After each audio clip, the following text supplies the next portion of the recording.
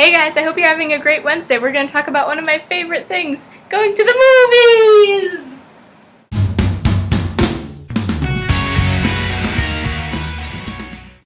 One of my favorite introvert things to do is go to the movies.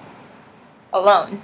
I like to go to the movies alone for the same reason people sit in Starbucks and read by themselves. It gives me an opportunity to be out and about in public and yet still be alone with my thoughts and be reflective. And going to the movies by myself enables me to not feel judged when I laugh at all the inappropriate parts of a movie or when I cry all the way through P.S. I Love You, which I actually did. In the last 3 weeks, I've seen 3 movies. Now You See Me, The Internship, and Monsters University. If you don't want spoilers for any of those 3 movies, I suggest that you navigate away now. Did they all leave? Are they gone? Okay, good. First up, Now You See Me. The only reason I went to see Now You See Me is because the trailer was in front of The Great Gatsby, and if you want to see the review of that movie, click over here.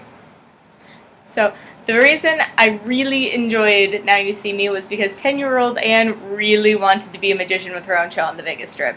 It sounds crazy, but yes, that was exactly what I wanted. The movie, on the other hand, was a lot of smoke and mirrors, and yes, I'm sorry, I just made that joke.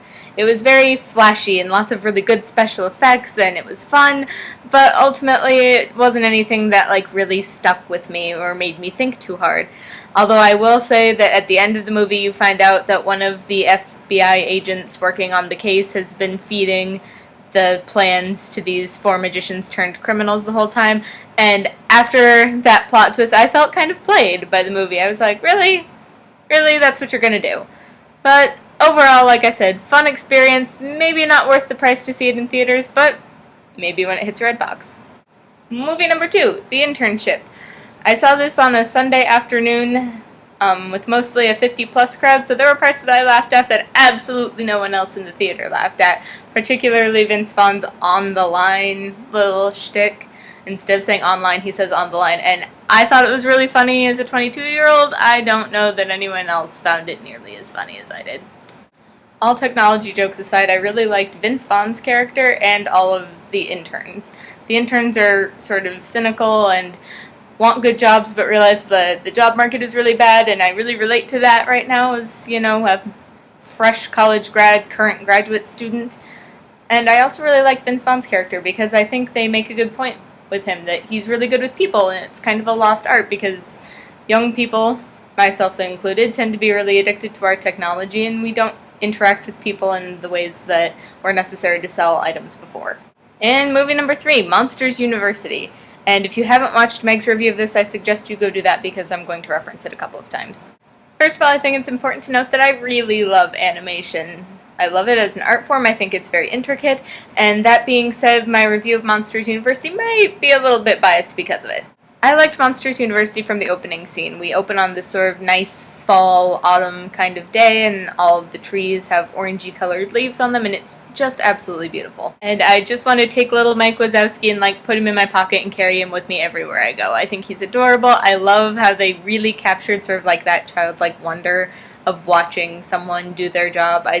It was all of that leading up to him actually getting into Monsters University was just wonderful. As Meg touched on her review, this is a prequel, so we obviously know how the happy ever after ends. However, I feel with prequels, it's more about the journey rather than the destination. As much as I loved little Mike Wazowski, I loved nerdy Randall just as much.